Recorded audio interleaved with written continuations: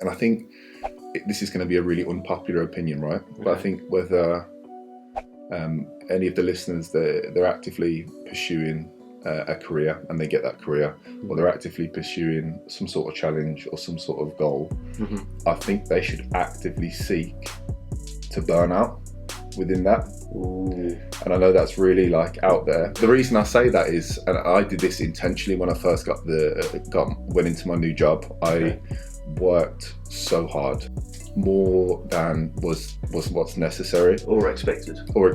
Okay. But I think through doing that, and that's not through any like desire to have accolades thrown at me for look how hard he is, he's a grafter. It's more to find my limit, because once you find the limit and you do burn out, you can assess as to where you can go. Okay, yeah. And I think the perfect example of that is my coach Callum. Okay. So my bodybuilding coach Callum, he was on a podcast recently and he said that he works 20 hours a day. And I get check-ins from him at 3-4 o'clock in the morning, so I know it's not a lie. I've been with him for 4 years. And I think if I was a listener that didn't know Callum, listening to that, I would think that's not healthy, or he's obsessed, or he can't sustain that for a long period of time. But I think from the outside looking in, that I look at that and see someone that's reached burnout so many times that he knows where his limit is. Okay. I also look at that and see someone that's found their vocation.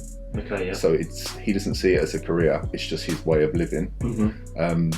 And on top of that, look at his success. He's probably built a multi-million-pound company. Through coaching? Yeah, through coaching. He's now a thought leader, probably one of the biggest thought leaders in that space. And he's created that life based on probably reaching burnout and failing multiple times. But then understanding where his limit actually is. Exactly.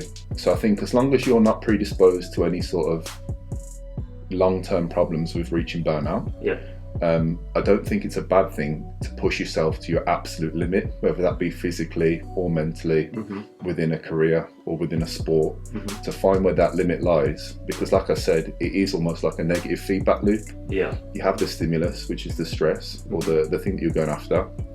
You push yourself and you start to progress. That's the response.